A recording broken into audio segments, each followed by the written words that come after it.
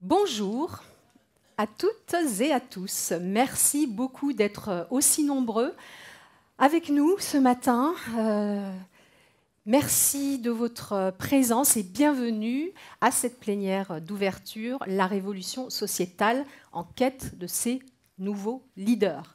Alors, l'intitulé peut peut-être vous paraître très ambitieux, mais est-ce que finalement on peut nommer autrement ce mouvement puissant qui est en train de s'organiser pour changer de cap, modifier en profondeur nos modèles économiques, nos modes de production, nos modes de consommation, réconcilier l'entreprise avec le monde du vivant, et puis concilier, et jamais le sujet n'aura été aussi prégnant qu'aujourd'hui, concilier justice climatique et justice sociale. Alors oui, nous avons bien une révolution à mener. Et cette révolution, elle est absolument inédite. Inédite parce que multivalente. Le terme n'est pas de moi, il est de George Marshall, quand il parle de la crise climatique. Multivalente. Inédite aussi parce que extrêmement urgente.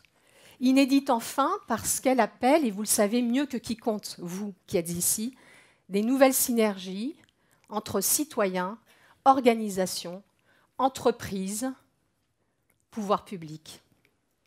Alors la question qui se pose et que l'on va se poser ensemble aujourd'hui, c'est est-ce que l'on sait nommer cette révolution? Est-ce que l'on connaît, est-ce que l'on a identifié les leaders qui vont montrer la direction, qui vont nous emmener, traduire leur vision en action, impliquer l'ensemble des parties prenantes, influencer la direction que nous prenons. Et ça, c'est l'excellent Yuval Noah Harari qui le dit dans son ouvrage « Sapiens, une brève histoire de l'humanité ». Alors, avant d'accueillir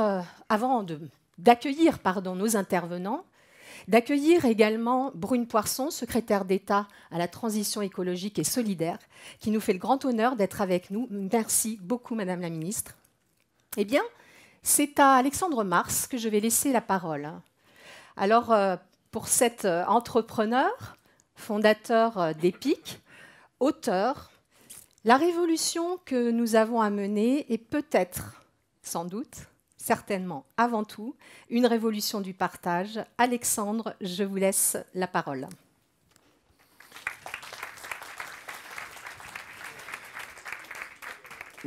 Merci Vanessa pour cette introduction.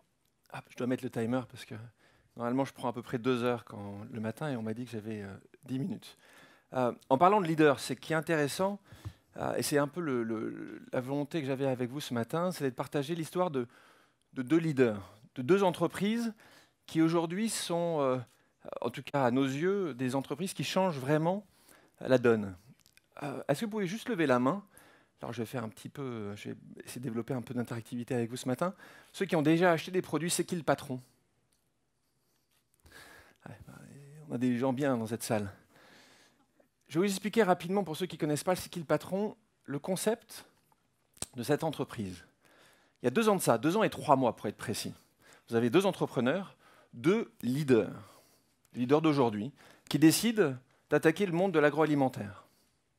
Et là, ils décident pas juste en développant un nouveau produit, avec un packaging plus grand, plus petit, avec les 4 P qu'on connaît dans le marketing, ils décident de demander à nous citoyens, nous consommateurs, ce que nous penserons être un prix normal de cette brique de lait. Ils ont inventé le RIC. On en parle un peu en ce moment, la pratique, ce n'est pas tellement tendance, ce que j'ai lu dans le grand débat. Mais en tout cas, c'est intéressant. Premier référendum. Mais ils n'ont pas demandé juste un référendum en disant combien tu penses que devrait coûter la brique de lait. Pas du tout. Ils ont dit, est-ce que vous pensez que les producteurs devraient être payés correctement? Est-ce que vous pensez qu'il devrait y avoir moins d'OGM? Eh bien, vous savez quoi? Les gens ont répondu oui. Et ils ont été prêts à payer une brique de lait un peu plus chère. Parce que pour ceux qui ont acheté une brique de lait, vous savez qu'elle coûte 99 cents d'euros. Et qu'est-ce qu'ils ont fait à ce moment-là? Et c'est quand même assez impressionnant de leur part. Ils ont dit, nous allons vendre une brique de lait sans dépenses marketing et sans force de vente. Alors quand ils disaient ça il y a 2 ans, les gens disaient, mais c'est impossible. Personne dans le monde n'a réussi à fonctionner, a réussi à gagner sans une force de vente forte et des dépenses marketing importantes. Eh bien, ils ont pensé quelque chose de différent. Et ils se sont rendus compte de quelque chose, c'est que nous, consommateurs, citoyens, qu'est-ce qu'on nous aimons beaucoup dans la chaîne alimentaire de l'agroalimentaire? Qui on aime vraiment bien? Le producteur. Et qui vous aimez pas trop normalement? Ah oui, je n'ai pas entendu? Le distributeur. Pourquoi le producteur? En 1946, en France, un tiers des Français étaient agriculteurs. Un tiers. Aujourd'hui, c'est 3%. Qu'est-ce que ça veut dire? Ça veut dire que nous tous, nous avons quand même une relation particulière avec la terre. Donc, ils ont décidé de faire ça. Ils sont positionnés avec des sociétaires. Et donc, c'est une coopérative. 8000 sociétaires. Qu'est-ce que font les sociétaires au quotidien? C'est-à-dire nous, encore une fois. Nous. Ben, on va taper à la porte de l'hypermarché, du supermarché, et on va voir le responsable du rayon produits laitiers. Et on la demande gentiment de venir et on lui dit « ce serait quand même pas mal d'avoir ce produit-là dans les rayons. Si ce produit-là n'y est pas, ça fait 5 ans que je viens chez vous, ben, je ne viendrai plus. Et puis vous savez quoi? Je vais utiliser les réseaux sociaux. Et tous mes amis ne viendront plus. » Qu'est-ce qui s'est passé au bout de 2 ans? 2 ans. C'est la marque numéro 1 en France de vente de lait. Numéro 1 en France. Et depuis, ils ont lancé 18 autres offres. Quelque chose qui n'a jamais été vu ailleurs dans le monde. C'est aujourd'hui des leaders d'aujourd'hui. Deuxième exemple, Lyft. Vous avez entendu parler de Uber, tous? Uber qui avait des parts de marché considérables il y a 2 ans de ça. Et puis, le patron de Uber a commencé à dérailler, littéralement, à utiliser les réseaux sociaux à contre-courant, à parler mal aux femmes, à parler mal aux conducteurs. Il y a 2 ans de ça, il y a une petite communauté qui a décidé de lancer un hashtag qui s'appelait Delete Uber. En gros, annuler ou enlever l'application Uber de votre téléphone. Des dizaines de millions de personnes ont vu ce hashtag. 400 000 personnes ont effacé l'application Uber dans la semaine. 400 000. Qu'est-ce qui s'est passé à ce moment-là? Parce que les gens devaient toujours aller du point A au point B. Bah, ils ont pris l'application qui leur paraissait reprendre des valeurs qui étaient positives. Ils ont allé voir Lyft. Lyft, qui dès le départ avait des vraies difficultés de développement dans la levée de fonds qu'ils avaient, mais qui avaient des valeurs positives. C'est les premiers, par exemple, qui nous ont permis de donner un pourboire aux conducteurs, les premiers. Ils ont fait beaucoup de choses comme ça. Qu'est-ce qui s'est passé? Tous les gens sont positionnés sur cette application qui n'arrivaient pas à lever de l'argent, qui avaient 6% de part de marché. 2 ans après, c'est la première entreprise qui est rentrée en bourse. Vous l'avez entendu certainement la semaine dernière, avec une valorisation de 20 milliards de dollars. Qu'est-ce que veut dire ces 2 exemples? Ça veut dire quelque chose de très important. C'est des signaux forts. Signaux forts que le monde de la verticalité, le monde dans lequel nous avons tous grandi, le monde, il y a quelqu'un toujours au-dessus qui nous dit quoi faire. Bah, ce monde-là est en train de se terminer. Il est remplacé par quoi? Le monde de l'horizontalité. Le monde de l'horizontalité, c'est simple. C'est que nous tous, nous avons le choix, nous avons la capacité d'influer. Positivement, évidemment, espérons-le. Moi, ma vie, entrepreneur, c'est de définir les signaux faibles. C'est toute ma vie. J'ai commencé comme ça il y a quelques années de ça, on va dire un peu plus que quelques années, il y a 20 ans de ça. Il y a 20 ans de ça, c'était dans l'Internet. J'allais voir les gens, j'avais 20 ans, et je leur disais, vous allez voir, vous vous en souvenez du Minitel? Il y a encore quelques personnes qui se souviennent du Minitel? Je ne suis pas le seul, c'est bien. Et ben, j'allais voir les gens en leur disant, vous allez voir, un jour, le Minitel n'existera plus. Il sera remplacé par l'Internet. L'Internet? Je vous assure que c'était un moment compliqué parce que je me suis attrapé beaucoup de portes. J'avais 20 ans, les cheveux longs, la barbe, donc les gens n'avaient pas tellement confiance en moi, ils avaient peut-être raison. Quelques années après, je suis allé voir à peu près les mêmes personnes et je leur ai dit la chose suivante. Vous allez voir, un jour dans votre vie, et ça sera bientôt, la première chose que vous regarderez le matin, la première chose, ça ne sera plus votre mari, ça ne sera plus votre femme. Ça sera... Et voilà. Et les gens, il y a 15 ans de ça, me disaient, mais jamais j'aurai un téléphone dans ma chambre, mais c'est impossible.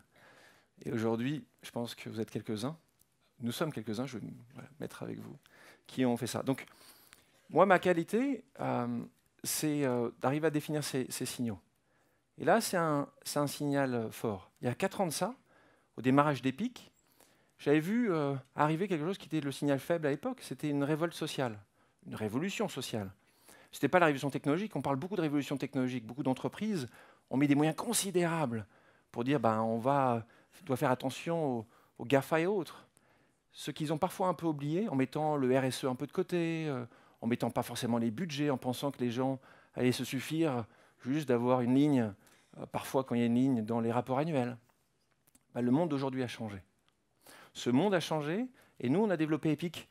Je n'ai malheureusement pas beaucoup de temps, donc je n'ai pas le temps de vous expliquer tout ce que nous faisons, mais nous développons des solutions pour que le monde soit en gros plus solidaire, pour que le monde dans lequel nous vivons amène un peu plus de partage, et des solutions diverses et variées.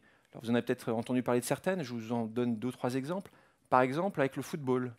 Le football, qui aujourd'hui brasse énormément d'argent, mais on sait que les gens qui regardent le football, c'est monsieur et madame tout le monde. Donc avec la Ligue de football, on a travaillé sur un projet, et d'ailleurs avec Frédéric Bardot de Saint-Plon, que vous entendrez juste après, où chaque fois qu'il y a un but qui est marqué, en Ligue 1 et Ligue 2, la Ligue donne de l'argent. C'est automatique. Il n'y a pas à savoir si le but était joli ou pas. Il y a de l'argent qui est donné. Et donc ces modèles-là, en fait, ils ne sont pas très compliqués. Des entrepreneurs, un autre entrepreneur qui viennent nous voir en disant « mais moi aussi, je veux faire partie de cette révolution du partage, cette révolution positive ». On leur dit « mais attendez pas de gagner de l'argent, partagez dès maintenant, faites une promesse ». Vous connaissez certainement tous Brut, le réseau social. Le fondateur de Brut, Guillaume Lacroix, a décidé de donner un pourcentage de ses actions au bien social, quand il la développe, son entreprise, pas quand il l'aura vendue. Et ça, c'est des sujets qui sont aujourd'hui très importants dans le partage et dans l'image que nous allons pouvoir donner à tout le monde. Des exemples comme ça, on peut faire aussi, vous avez entendu parler de l'arrondi sur les salaires, l'arrondi à la caisse, et des exemples comme ça, vous en avez beaucoup, beaucoup, beaucoup. Pourquoi? Parce que globalement, de nouveau, ce n'est pas quelqu'un qui doit le faire pour nous. Je pense sincèrement que pendant des années, nous avons tous attendu, soit que le gouvernement allait faire, soit que les grandes fortunes pouvaient faire. Aujourd'hui, ils font leur maximum la plupart du temps. Et que c'est à nous de faire. Et quand je dis c'est à nous de faire, on a encore un peu de travail. Je vais vous le démontrer en quelques secondes. Est-ce que quelqu'un peut lever la main ici s'il trouve que c'est normal que Apple ne paie pas ses impôts en France? Parce que j'aimerais bien si j'en vois un qui a le courage. C'est rare, mais... Okay. Maintenant, est-ce que vous pouvez juste lever la main et soyez honnête, s'il vous plaît, si vous avez un iPhone dans votre poche. Allez-y. Ouais. Et ça, moi, mon analyse, et on verra dans quelques années si j'ai raison, c'est que cette marque va avoir des grandes difficultés. Grandes difficultés quand nous allons vraiment décider de pouvoir vraiment suivre ce qui est important pour nous, et encore plus dans cette salle, si vous êtes là ce matin, avec nos actions. Voilà ce que je voulais partager avec vous ce matin. Merci beaucoup. La révolution du partage, on le dit, c'est la révolution de chacun. C'est le monde de l'horizontalité et c'est de moins en moins le monde de la verticalité. Merci beaucoup.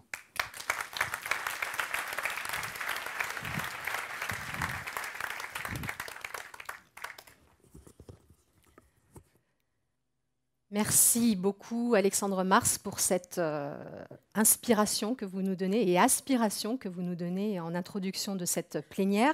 Je vais dans quelques instants, en quelques secondes, accueillir Brune Poirson. Et nous allons accueillir Brune Poirson sur une citation, si vous le permettez, d'Alexandre, tirée de votre ouvrage, donc La Révolution du partage.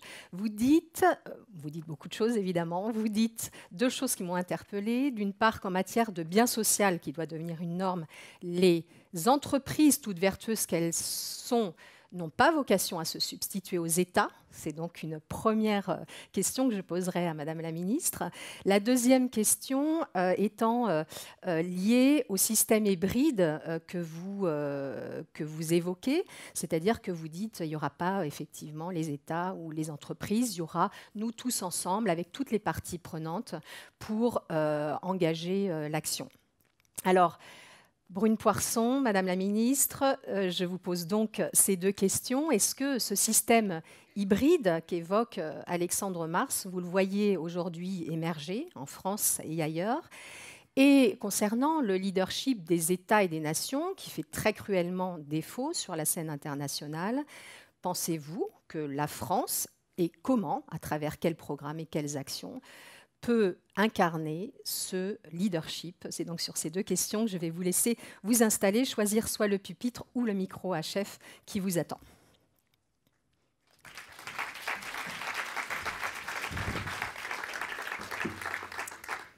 Bonjour à toutes et à tous. Je suis d'abord très heureuse d'être ici ce matin. Très heureuse pour plusieurs raisons. Peut-être, si j'étais pleinement honnête, la première, ce serait de vous dire que je suis très heureuse de voir qu'il y a beaucoup de jeunes dans la salle. Et ça, alors c'est pas du tout no offense, comme on dit en bon français, vis-à-vis de ceux qui seraient un peu plus âgés, et je me compte là-dedans. Mais je suis ravie de voir des jeunes parce que je trouve qu'en ce moment, leur mobilisation, eh bien, elle est essentielle. Elle me fait vraiment chaud au cœur et j'aurai l'occasion, je crois, d'y revenir. Parce que quand on parle du rôle de l'État, et je crois fondamentalement que le rôle de l'État doit changer, eh bien, plus que jamais, nous avons besoin des jeunes pour nous pousser vers ça. Merci aussi, et je suis ravie d'être ici ce matin. Pourquoi ? Parce que je trouve que ProDurable, eh bien, nous offre une vision de la société de demain. Une vision de cet aboutissement potentiel, ou en tout cas de ce peut-être un des points intermédiaires de la transition écologique et solidaire. Qu'est-ce que c'est que la transition écologique et solidaire ? Je n'ai pas toutes les réponses, je suis loin de les avoir, d'autant qu'il ne faut pas que je les ai toutes. Je considère que les responsables politiques n'ont plus à avoir toutes les réponses, parce que nous allons entrer dans un monde, et nous sommes dans un monde qui est de plus en plus complexe. Et donc, un responsable politique, c'est pas comme autrefois, où il pouvait avoir l'ensemble des réponses, décrire l'avenir, décrire le futur. Ce n'est plus le cas aujourd'hui, il faut que nous le fassions collectivement. Et ça, parfois, ça peut vraiment désarçonner certains de nos concitoyens, certains Français qui ont l'habitude de se tourner ou qui avaient l'habitude de se tourner vers un peu une figure d'autorité, cette verticalité dont parlait Alexandre Mars, pour aller chercher les réponses. Je crois que ça n'est plus le cas. Et je crois qu'un espace et un lieu comme ProDurable, eh bien, nous offre cette possibilité-là de à la fois collectivement y réfléchir, mais aussi elle nous offre une vision de ce qu'est ce point d'étape, comme je le disais en introduction. Parce que la transition écologique et solidaire, eh bien, c'est partir du point A, où on est aujourd'hui. Il faut bien le constater, c'est un monde qui n'est pas du tout satisfaisant. Je crois que nous vivons dans un système qui est absurde. Absurde parce qu'on est dans un système économique qui consomme toujours plus de ressources planétaires, avec toujours moins de valeur morale. Et on est aussi un peu dans les mains d'un système financier. Attention, je ne suis pas ni communiste ni France Insoumise, je le précise au passage, mais je crois que c'est un constat qu'on peut partager collectivement. Eh bien, je crois qu'on a qu'on est dans un système financier qui est absurde, qui ne vit que par lui-même. Et ça, c'est une aberration de l'histoire de l'humanité. Jamais l'homme n'a voulu qu'une seule chose, c'est faire le plus d'argent possible. Et donc, il faut qu'on sorte de ce monde-là. Il faut qu'on sorte de ça, et c'est le point d'arrivée, c'est le point B de la transition écologique et solidaire. Et ce point B-là, eh bien, il faut qu'on le détermine collectivement. On ne sait pas exactement encore à quoi il ressemble, et c'est ça qui peut être profondément angoissant. Et moi, je crois qu'une des raisons, une des choses qui peut expliquer la crise des Gilets jaunes, eh bien, c'est un peu cette crise de sens, je crois, globale, qui est propre particulièrement au monde occidental, mais je crois que c'est une crise de sens qui est globale, et il faut y répondre. Et il faut y répondre, et puisque vous me posez des questions sur l'État et le rôle de l'État en particulier, eh bien, je vais justement essayer de donner quelques pistes à l'heure où nous venons de restituer et de commencer à analyser tous les résultats de ce que les Français nous ont transmis dans le cadre du grand débat. Alors, quel est le rôle de l'État ? Moi, je crois d'abord que le rôle de l'État, c'est un rôle d'agrégateur. Je crois qu'il a ce rôle-là d'intermédiaire, pour faire basculer des systèmes entiers le plus rapidement possible dans la transition écologique et solidaire. Je vais vous donner un exemple très concret. Moi, je crois plus tellement, enfin j'y crois, je pense que c'est encore important, mais beaucoup encore, on est très attaché à l'importance de la loi. On croit que parce que quelque chose est dans la loi, eh bien la chose est faite. C'est loin d'être le cas, malheureusement. Je vais vous citer un exemple. Dans la loi de transition énergétique pour la croissance verte, votée par le gouvernement précédent, c'est une bonne loi, mais dans laquelle il y avait des objectifs très ambitieux, et notamment, par exemple, tendre vers 100% de plastique recyclé d'ici 2025. Mais vous voyez, c'est typique des lois environnementales. On croyait que c'était possible, et c'est assez typique. On met des objectifs très ambitieux dans la loi, tout le monde est content, et on a l'impression, parce qu'on l'a mis dans la loi, eh bien c'est fait. Or, ce n'est pas du tout le cas. C'est loin d'être le cas. Et généralement, c'est même paradoxalement parce qu'on l'a mis dans la loi qu'on arrête de travailler sur la question ou qu'on croit qu'on n'a plus besoin d'accélérer. Eh bien, moi, je pense que le rôle de l'État, certes, il est de mettre certaines choses dans la loi, mais il est de faire basculer des systèmes entiers. Je vais vous donner un exemple très concret. Par exemple, on a lancé un pacte national sur les emballages plastiques, avec 13 entreprises, très moteurs. Et là, ce qui est intéressant dans ce pacte, c'est que chacun avait un rôle qui était très spécifique. Et l'objectif de ce pacte, eh bien, c'était d'accélérer la lutte contre le suremballage, le développement du recyclage et la suppression de plastique à usage unique, de plastique superflu. Et donc d'accélérer des transformations des modes de production et de consommation qui doivent se transformer en profondeur et faire en sorte aussi qu'on économise plus de ressources. Et donc l'État a décidé, nous avons fait appel aux entreprises qui seraient les plus moteurs et les plus ambitieuses. Ensemble, nous avons identifié des objectifs très ambitieux que nous sommes fixés collectivement, nous l'avons dit publiquement aux consommateurs, aux Français, et il y a ensuite des ONG, la Fondation Ellen MacArthur et le WWF et Tara Expédition, qui eux vont vérifier tous les 6 mois, toutes les années, que les entreprises sont bien sur la bonne trajectoire. Et les consommateurs, eux, ils vont être informés et ils vont savoir exactement quelles sont les entreprises pionnières. Et là, on rejoint et on s'approche un peu du modèle qui était défendu là par Alexandre Mars. Et je crois que ça, c'est le rôle de l'État. Et ça nous permet d'accélérer l'action. C'est de fonctionner par pacte. Et ça permet aussi de sortir des postures, qui est souvent un peu une maladie, en tout cas en politique, moi je peux vous dire que c'est un peu une maladie qu'on a, qui est de se renvoyer la balle et la responsabilité les uns sur les autres. Et moi, je crois beaucoup à ce système de pacte, comme celui des emballages plastiques, et je crois qu'il faut continuer à le développer et le mettre en œuvre. D'autre part, je pense aussi qu'il faut que l'argent public soit utilisé différemment. On utilise, et souvent, traditionnellement, l'État investissait ou apportait des subventions. Tout ça, c'est très utile. Mais moi, je crois que surtout que l'argent public, il doit servir à permettre aux entreprises privées ou aux citoyens de prendre un peu des risques et de prendre plus de risques. Je pense qu'il faut verdir et accélérer le verdissement du système financier. L'État et l'argent de l'État, il doit être là pour attirer des capitaux privés vers des projets vers lesquels normalement les entreprises privées, les banques ne vont pas. Je vais vous donner un exemple.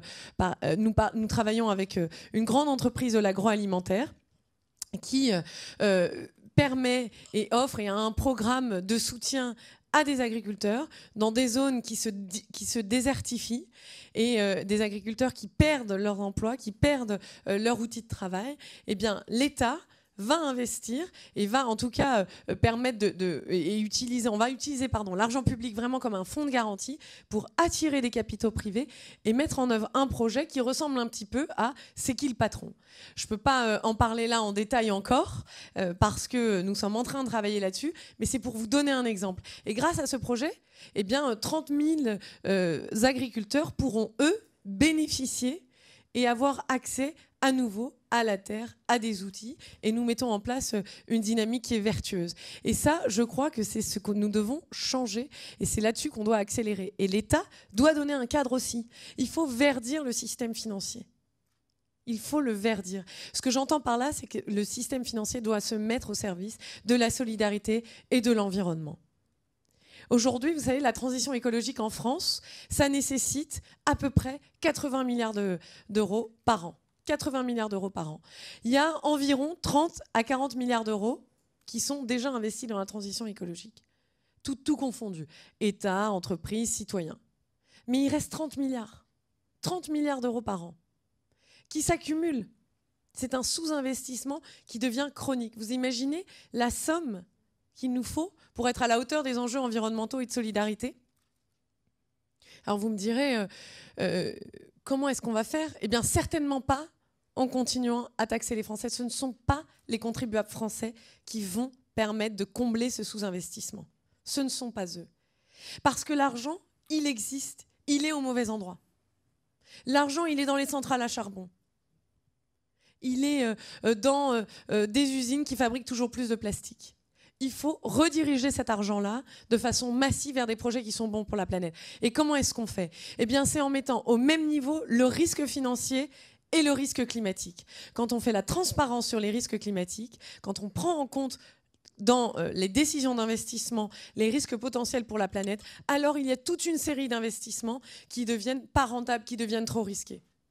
C'est comme vous, un banquier par exemple, il va vous prêter plus facilement de l'argent si vous êtes en CDI plutôt qu'en CDD.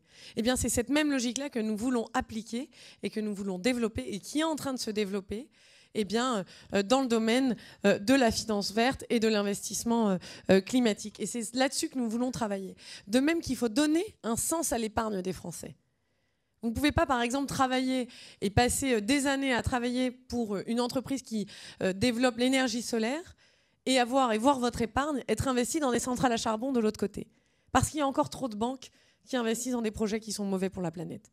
Et c'est ce souci de cohérence-là qui est aussi une des réponses qu'il faut et que nous devons apporter aux Gilets jaunes. C'est un des messages que beaucoup de Français nous ont envoyés. C'est ce manque de cohérence. C'est qu'en matière de politique environnementale, souvent on manque de cohérence. Par exemple, sur la taxe carbone, ils nous l'ont reproché à raison, ils nous ont dit, mais enfin, si on fait Paris-Toulouse en voiture, on paye une taxe carbone. Si on la fait en avion, on ne la paye pas. C'est absurde. Ils ont raison. Tout ça, c'est ce souci de cohérence-là. C'est essentiel pour avoir suffisamment d'acceptabilité sociale. Et c'est là-dessus que nous travaillons maintenant au niveau européen. Développer des moyens que le secteur aérien contribue aussi. Donc, je l'ai dit, le rôle de l'État, c'est un rôle d'agrégateur pour faire basculer des systèmes entiers dans la transition écologique. C'est un rôle aussi de prendre la part de risque pour accélérer et permettre aux entreprises privées, aux banques, d'investir plus facilement et d'investir le champ de la transition écologique et solidaire. C'est plus aussi de cohérence, mais c'est de la transparence aussi. Ça, je crois que c'est essentiel. C'est de la transparence et rendre des comptes. Je l'ai dit un peu en introduction, on se fixe souvent des objectifs qui sont très ambitieux, mais on ne se donne pas les moyens de les atteindre. Et c'est ce que nous voulons faire, nous, et un des rôles notamment de l'État, c'est ce que nous allons faire dans le cadre, par exemple, du G7. Vous savez que la France a la présidence du G7 cette année. Notre objectif n'est pas de faire un communiqué de plus. Parce que les communiqués, personne ne les lit. Parce que les citoyens, ils se sentent très très loin du G7. Il faut que nous fassions un G7, il faut que ces sommets internationaux-là, ils soient les plus efficaces possibles. Et la méthode, par exemple, du One Planet Summit ou du G7 que nous développons, c'est une méthode qui vise à agréger encore des coalitions sur des objets très concrets. Je vais vous donner un exemple. Nous voulons travailler à mettre en place des filtres sur les machines à laver. Ça paraît très trivial. Mais 15% des plastiques qui se retrouvent dans l'environnement, ils sont issus des machines à laver. Parce que ce sont nos habits qui sont faits avec beaucoup de plastique, qui lâchent des fibres, qui deviennent des microplastiques qui sont dans l'environnement. Et nous voulons maintenant mettre des filtres pour empêcher ce plastique-là d'aller dans l'environnement. Et nous pensons que c'est un des rôles du G7, que de permettre le développement de solutions comme celle-ci. Et donc ce que nous voulons, c'est qu'il y ait 25% des acteurs du marché qui s'engagent à mettre un filtre. Parce que si vous avez 25% des acteurs, alors les 75% restants, vous pouvez les pointer du doigt. Parce que si 25% s'engagent, alors 75% qui ne s'engagent pas, c'est qu'ils ne veulent pas le faire. Et ensuite, si vous avez 25% des acteurs d'un marché qui s'engagent, c'est un signal aussi qui est envoyé aux États qu'il est temps de réguler et qu'ils n'ont pas d'excuses s'ils ne le font pas. Et nous voulons faire ça dans 15 domaines différents. Je ne vais pas les détailler ici, on me fait des signes comme quoi j'ai déjà trop parlé, mais c'est ça, c'est ces méthodes-là innovantes que nous essayons de pousser, de mettre en œuvre, y compris au niveau international. C'est une façon aussi de contourner les États, parce que certains, il est vrai, ne prennent pas leurs responsabilités et ne sont pas suffisamment ambitieux. Mais peut-être en mot de conclusion, moi je vous dirais, continuez effectivement à demander plus, à être toujours plus exigeant de l'État, mais aussi des entreprises privées et des autres, parce que nous sommes bien dans un monde qui s'horizontalise de plus en plus, comme le disait Alexandre Mars, et nous avons besoin que chacun sente sa part de responsabilité et pousse les uns les autres pour avancer, parce qu'il y a urgence et parce que nous devons et nous voulons vivre dans un monde qui fait du sens, qui est enthousiasmant et qui nous permet d'avoir un avenir serein et heureux. Je vous remercie et je vous souhaite surtout une bonne journée.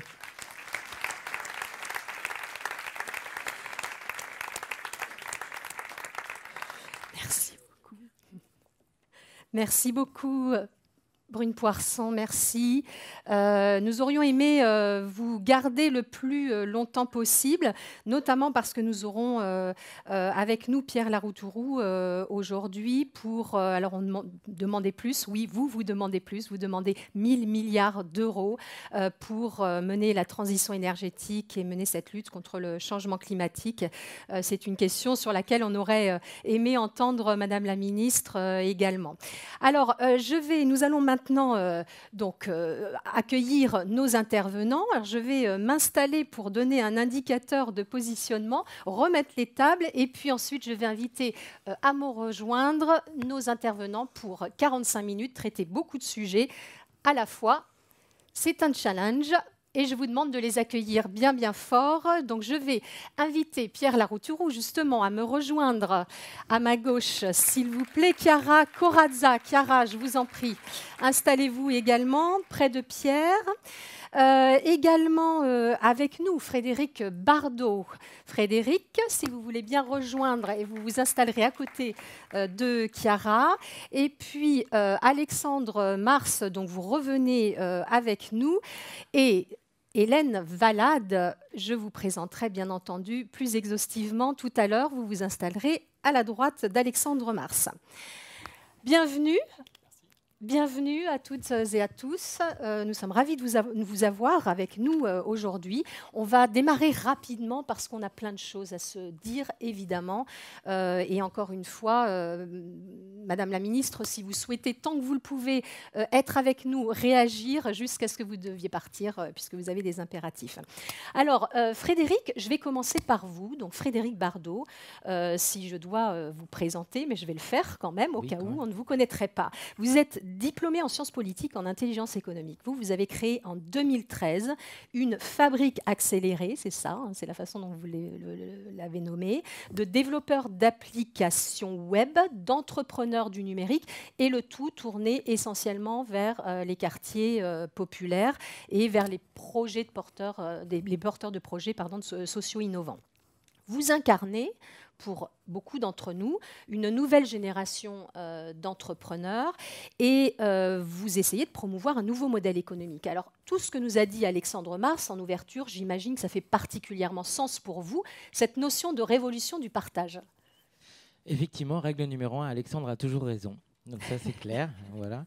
Non, effectivement, lui-même, en tant qu'entrepreneur, a une figure déjà très inspirante et c'est vrai que tous, dans nos entreprises et dans nos projets, on essaye effectivement d'inspirer, on va y revenir, je pense, de créer un mouvement qui dépasse les entreprises à impact.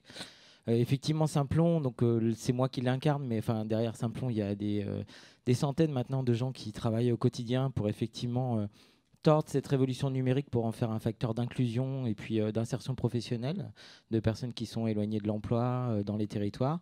Donc c'est ça qui nous fait lever le matin, hein, utiliser effectivement le déficit de recrutement qu'on peut avoir de développeurs, de gens qui sont spécialisés sur la data, la cybersécurité, l'IA, hein, ce besoin que les entreprises ont de s'outiller en termes de profil.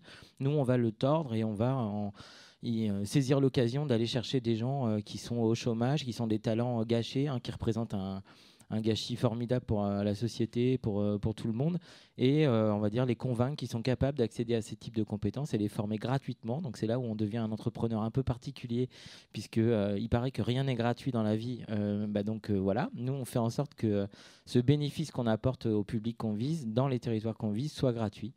Et donc, comme si ce n'était pas déjà assez compliqué d'avoir des décrocheurs scolaires, des réfugiés, des personnes en situation de handicap dans nos formations, on fait nos écoles, nos fabriques, effectivement, on les appelle, dans les territoires où il y a le moins d'emplois et le moins de développement économique.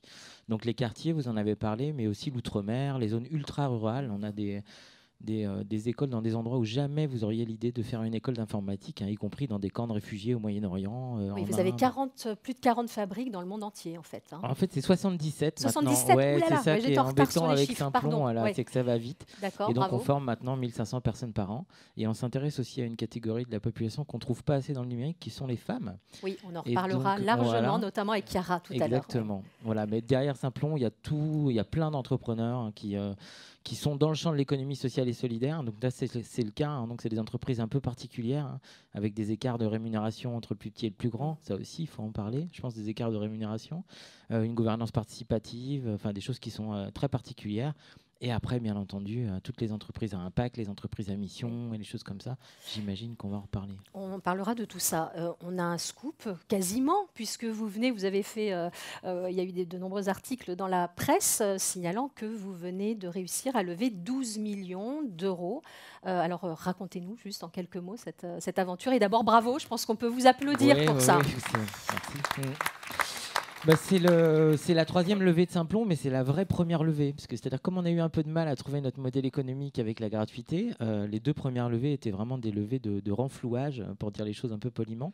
Là, c'est la vraie levée d'accélération où on a posé notre modèle et on va pouvoir le passer à l'échelle. La ministre en parlait, il y a de l'investissement socialement responsable. Donc, dans le tour de table de Simplon, il n'y a que des investisseurs à impact, donc les gens qui gèrent l'épargne salariale solidaire des salariés. Donc, il faut qu'ils sachent qu'elles peuvent être pour 90%, mais pas pour les 10% investis dans des centrales à charbon, mais pour les 10% qui sont investis dans l'ESS, effectivement, c'est investi dans des choses comme Simplon. Donc, voilà, les salariés de SNCF, de Total ou peut-être de Suez, qui a un plan d'épargne salariale, investissent dans Simplon quelque part. Et après, donc, on a vraiment, effectivement, c'est un signal pour Simplon, mais pour le secteur. Ça veut dire qu'avec un modèle économique, on peut lever 12 millions. Bon, ce n'est pas les 100 millions ou les 300 millions d'autres entreprises. En ce moment, il s'est levé plus en 3 mois que toute l'année dernière. Donc, il y a une grosse envolée sur les levées. J'espère que ce n'est pas une bulle. En tout cas, ce que je peux vous dire, que pour Simplon, ce ne sera pas une bulle. Et même s'il arrive une autre crise des subprimes, comme c'est prévu cette année ou l'année prochaine, nous, on ne bougera pas d'un iota. Ça, c'est sûr, comme la banque Triodos en 2008. Bien. Vous avez créé aussi, l'année dernière, donc vous avez une actualité bien remplie, FEST, qui est France Éco-Social Tech. Et là, vous avez pour objectif, donc toujours à travers l'innovation technologique et scientifique, d'adresser, alors je sais, bon, c'est un mot qu'on n'utilise pas vraiment en français, mais les objectifs de développement durable. Vous en avez fait donc une finalité liée à l'innovation technologique et les objectifs de développement durable. Ça fait 1 an, donc quasiment, que ça a été créé. Est-ce que vous pouvez faire un premier bilan, nous raconter ce qui s'y passe ? Oui, effectivement, on était un certain nombre à avoir un pied dans la tech et un pied dans l'impact social. Et en fait, on est complètement schizophrène quand on est comme ça. Et donc, quand on va voir nos copains geeks de la tech, on leur parle d'économie sociale et solidaire. Et quand on va voir nos amis de l'économie sociale et solidaire, on leur parle de tech. Donc, il y a un moment, il nous fallait une maison commune pour qu'on puisse tous discuter. Parce qu'il y a tout un écosystème de start-up qui, effectivement, vise les objectifs du développement durable par la technologie. Donc, on appelle ça, même si le mot est malheureusement un peu galvaudé, Tech for Good. Mais c'est effectivement, il y a un écosystème de start-up, de projets scientifiques aussi, parce qu'il n'y a pas que la tech, il y a aussi la science.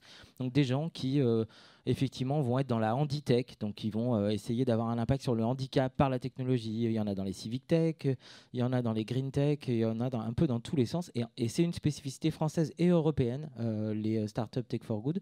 Et donc on essaye de faire croître cet écosystème. Donc on a 150 adhérents. On sera très présent à Vivatech. J'espère qu'on sera présent, petit message à la ministre, au sommet Tech for Good de l'Elysée, puisque la dernière fois, il y avait Uber et Palantir, mais malheureusement, il n'y avait pas les startups de la Tech for Good, donc il y avait un petit problème, je pense. Et donc voilà, on pousse cet écosystème-là, et ça peut être une spécificité française, voire une filière d'excellence au niveau européen, donc on le souhaite et on le pousse avec FEST. Merci beaucoup, Madame la Ministre. Si vous souhaitez réagir, vous pouvez ressaisir votre micro à tout moment, vous êtes ici chez vous. Alors, c'est Alexandre Mars, c'est vous que je vais faire réagir, puisque vous l'avez évoqué tout à l'heure, Simplon fait partie de votre portefeuille de projets, si on peut utiliser cette expression. Vous avez aussi rencontré des entrepreneurs sociaux dans le monde, c'est ce que vous racontez dans votre livre, partout dans le monde. Est-ce que vous pouvez dire le point commun qu'il y a entre un Frédéric Bardot et tous ces entrepreneurs sociaux que vous avez eu l'occasion et la chance de rencontrer ? Ils sont, et vous l'avez entendu, exceptionnels. Je pense que les entrepreneurs, pendant longtemps, on a fait une différence entre l'entrepreneuriat social et l'entrepreneuriat tout court. Nous, ce qu'on a remarqué au fil de nos voyages et de nos rencontres, c'est exactement les mêmes. Alors évidemment, peut-être qu'ils ont décidé de dédier leur vie plus rapidement ou différemment aux autres, et plutôt qu'à la finance ou plutôt qu'à un gain financier. Mais en tout cas, ils sont assez exceptionnels. Ce qui est intéressant, c'est de voir qu'il y a de plus en plus de jeunes qui veulent devenir les Fred Bardot de demain. C'est pas Fred qui était plus tout jeune, mais si, quand on va, quand tu mets tes lunettes, quand on va aujourd'hui dans les grandes écoles, ou dans les universités, c'est assez étonnant. Quand vous posez la question aux jeunes étudiants, 50% des étudiants veulent devenir entrepreneurs. Je vous assure qu'il y a 20 ans, ce n'était pas ça. Et puis, quand vous leur posez la question, entrepreneurs sociaux, il y en a 20%. 20% des jeunes qui veulent devenir entrepreneurs sociaux. Donc, ce qui est intéressant, c'est que ce monde a totalement basculé. Déjà, il y a 20 ans, quand on parlait d'entrepreneur social, les gens pensaient qu'on était des communistes. Parce que le terme, déjà, était différent. Et donc, aujourd'hui, on voit une évolution. Et c'est des exemples. Et merci, c'est bien que tu aies noté la levée de fonds, parce que c'est des exemples. Ça aussi, c'est des signaux qui commencent à être forts, on peut aujourd'hui réussir, on peut lever de l'argent. Des fonds vont se développer de plus en plus. Nous, on le voit au quotidien quand on parle avec des fonds et des fonds de fonds. La première question qu'ils posent aujourd'hui, c'est quelle est votre stratégie ESG? Donc ça va faire plaisir à Brune. Ça n'arrivait pas. Et nous, on voit des gens, il faut être clair, hein, la majorité des gens qu'on voit encore aujourd'hui dans la finance, ils ne sont pas comme vous. Hein. C'est-à-dire que ce n'est pas des sujets majeurs chez eux. Sauf que c'est des darwiniens. Le monde est dirigé par des darwiniens. Et Darwin, c'est simple. Hein, c'est jamais l'espèce la plus forte qui a gagné. Jamais. C'est celle qui a réussi à s'adapter. Et ce qui est intéressant de voir aujourd'hui, c'est que les gens comprennent qu'il faut qu'ils s'adaptent. Parce que sinon, c'est de plus en plus compliqué à embaucher. Je pense qu'on en parlera peut-être tout à l'heure. C'est de plus en plus compliqué à garder. Et puis, à terme, ces gens-là arrêtent d'acheter nos produits. Alors, les entrepreneurs sociaux tout vertueux qu'ils sont, et c'est vrai que vous avez montré la voie, n'ont peut-être plus tout à fait, et tant mieux, le monopole du bien social.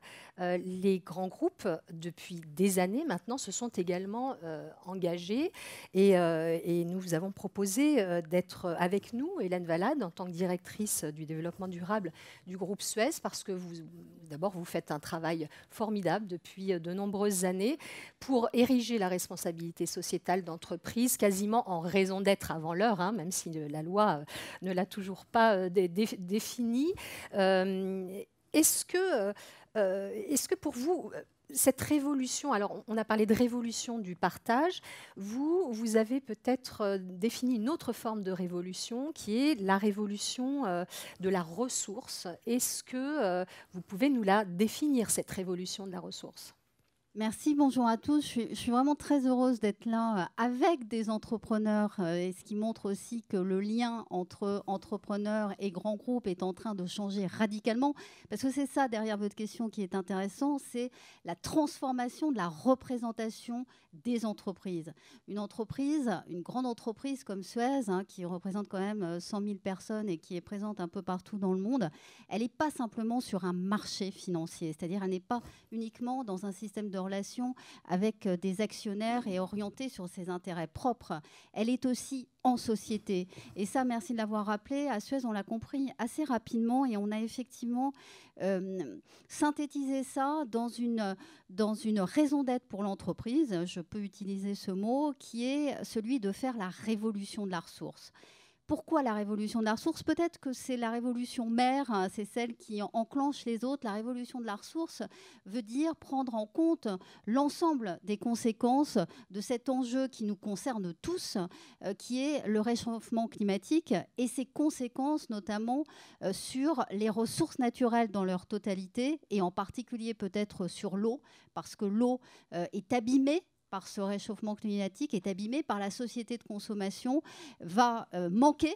Déjà, dans pratiquement 40% de la population dans le monde, ces 40%-là vivront dans des régions à stress hydrique d'ici 2035. On a un enjeu qui est absolument considérable et on estime qu'on n'a pas intérêt à être tout seul, entreprise, par rapport à cela, mais au contraire, à organiser, à transformer les choses de manière à être ensemble pour adresser ce sujet. C'est capital parce que ce n'est pas un slogan, la révolution de la ressource telle qu'on l'a conçue à Suez, c'est une machine de transformation des métiers, de transformation du modèle et de transformation de la culture. Alors pour être très concrète, transformation des métiers, j'ai envie de le résumer en disant l'eau, par exemple, c'était une eau des tuyaux.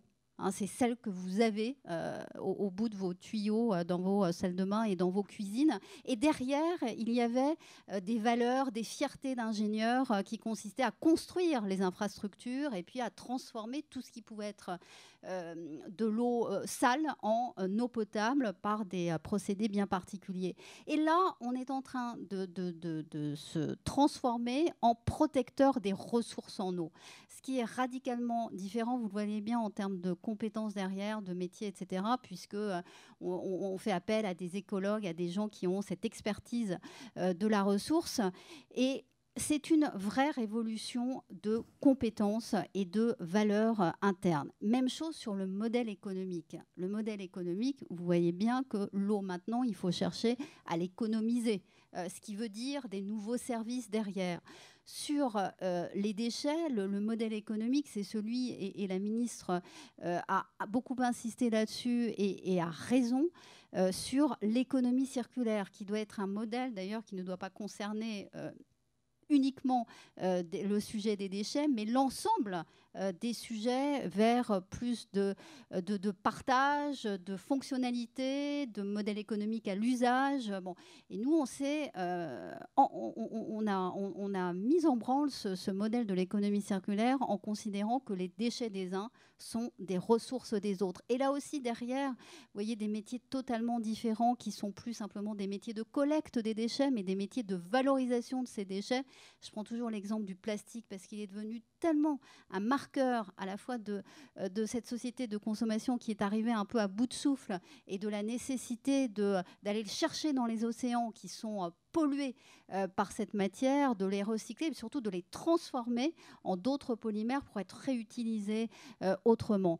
Et puis cette transformation, elle est aussi culturelle, parce que quand un président d'entreprise dit à ses collaborateurs « faites la révolution de la ressource », eh bien c'est chacun des collaborateurs qui est interpellé dans sa capacité, évidemment en tant que salarié, mais en tant aussi que personne et en tant que citoyen, à agir pour cela. Donc pour votre question, qui est une très belle question de leadership pour conduire ces transformations, je crois que derrière, il y a la nécessité de valoriser des qualités qui ressemblent beaucoup à des qualités de courage, faire bouger tout cela, transformer tout cela, ça veut dire changer l'ensemble des processus. Ça veut dire, par exemple, mettre une comptabilité carbone au même niveau qu'une comptabilité analytique. Et tout cela, ce sont des changements absolument radicaux. Donc, tout le monde doit être ambassadeur de cette révolution de la ressource. Et j'espère que vous, dans la salle, vous allez prendre ce sujet aussi à bras-le-corps, parce que la vraie question derrière, ce sont les comportements. Donc, interrogez-vous sur la manière d'économiser l'eau, surtout de ne pas la salir, de ne pas jeter des plastiques dans les océans et de trier vos déchets de manière à ce que nous, on puisse vraiment les valoriser. Merci Hélène. Alors oui, cette notion de leadership, parce qu'on est là pour interroger, pour explorer ce terme de leadership, qui peut être un leadership d'entreprise. Vous travaillez aujourd'hui avec les villes, les territoires dans le monde entier pour travailler cette notion d'accès à l'eau, par exemple, et surtout dans des pays à forte pression, notamment en termes de réchauffement climatique et donc de disponibilité de la ressource. Alexandre Mars, je vais vous faire réagir sur cette intervention parce que dans le fond, alors il y a un terme qu'on n'utilise plus trop, c'est le terme de philanthropie, parce qu'on nous dit non, l'entreprise, elle n'est pas censée être philanthrope, mais pourtant j'ai l'impression que là, on s'en rapproche. Vous dites dans votre ouvrage que vous n'aimez pas la philanthropie quand elle est sentimentale ou molle, je crois que c'est le terme que vous utilisez. Là, on a une philanthropie qui est complémentaire avec un cœur de business, avec un métier, non ? Oui, de nouveau, je pense que même le terme philanthropie, d'ailleurs, nous, on lutte un petit peu. Si je vais à Clermont-Ferrand et j'utilise le terme philanthropie, ils vont encore me dire, mais c'est un terme de Parisien du 7e arrondissement. Même le terme en tant que tel est un terme qui ne résonne pas comme on aimerait qu'il résonne. Quand on parle de philanthropie aujourd'hui, et c'est bien ce qu'on dit, c'est la solidarité. C'est ça qui nous manque aujourd'hui. C'est cette solidarité qui a été abandonnée, soyons clairs. Ma génération, et pour ceux qui sont à peu près de mon âge, on a été autocentré. Moi, j'ai grandi avec l'oncle Picsou comme icône. J'exagère à peine. Alors, il s'appelait Bernard Tapie ou Berlusconi. Vous avez plein de noms que je peux vous donner comme ça. Et puis je suis sûr que vous allez en citer encore quelques-uns, parce qu'ils existent encore, les oncles Picsou. Ceux qui ont créé un monde où il ne fallait pas 2 montres, mais 4 montres, il fallait voilà, cette consommation. Et nous, ce qu'on voit évoluer, en effet, c'est un monde qui est en train de changer, parce qu'on n'accepte plus les oncles Picsou. Et ce que tu disais est très juste, c'est-à-dire qu'on est les ambassadeurs de cette évolution.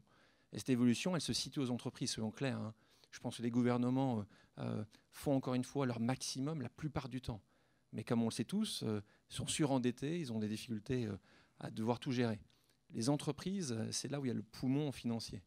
Et les entreprises, pendant des années, de nouveau, et c'est certainement pas le cas chez vous, mais c'est le cas dans pas mal d'endroits, le RSE était un pansement.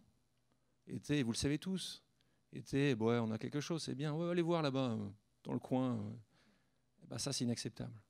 Et c'est inacceptable, et on l'accepte de moins en moins. Moi, encore une fois, le nombre de ces jeunes dont je vous parlais tout à l'heure, mais je pense que c'est la même chose dans la salle, hein, qui ne veulent plus aller travailler, qui ne veulent plus envoyer leur CV dans un nombre important. On parlait tout à l'heure, et Brune parlait de ces banques qui continuent à financer ce qui est insupportable.